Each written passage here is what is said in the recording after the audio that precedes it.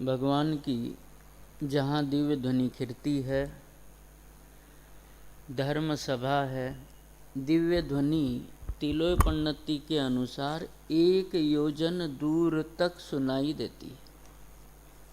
भगवान की दिव्य ध्वनि तिलोय पन्नति के अनुसार 1 योजन दूर तक सुनाई देती है।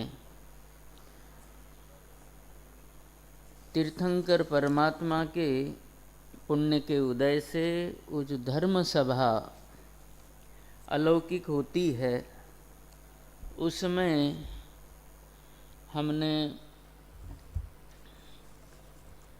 शुरू से लेकर विचार किया जाए सामान्य रूप से तो 20,000 सीढ़ियों के बारे में पढ़ा। ऊपर पहुंच गए, गोपुर द्वार आया था, वहीं पर नाट्यशालाएं आदि थी। 4 वीथियों के बारे में पढ़ा।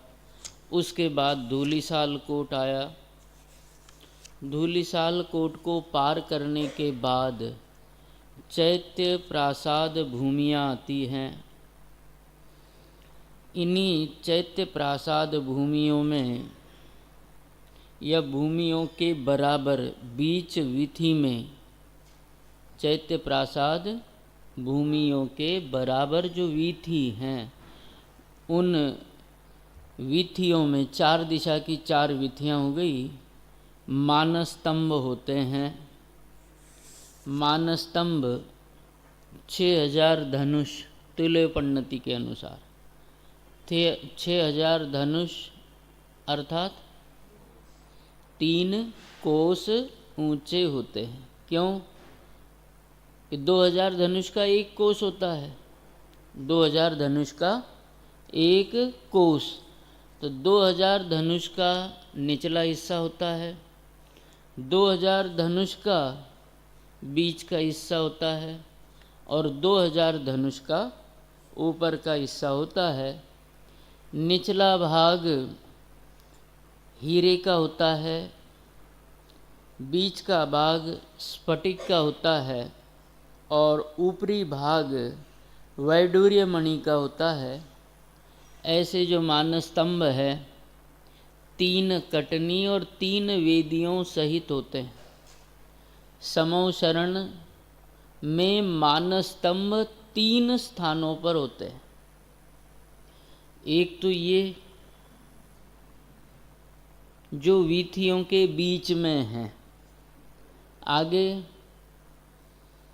चैत्य वृक्ष होंगे उपवन भूमि में। कौन से वृक्ष हैं? चैत्य वृक्ष। और आगे कल्प वृक्ष भूमि में सिद्धार्थ वृक्ष है। उपवन भूमि में कौन से वृक्ष? चैत्य वृक्ष। और कल्प वृक्ष भूमि में सिद्धार्थ वृक्ष। चैत्य वृक्षों पर भी, चैत्य वृक्ष के पास भी वेदियों पर 4 मानस्तंभ होते हैं। एक चैत्य वृक्ष, 4 दिशाओं के चैत्य वृक्ष कितने हो गए? 4, है ना। कहाँ होते हैं ये?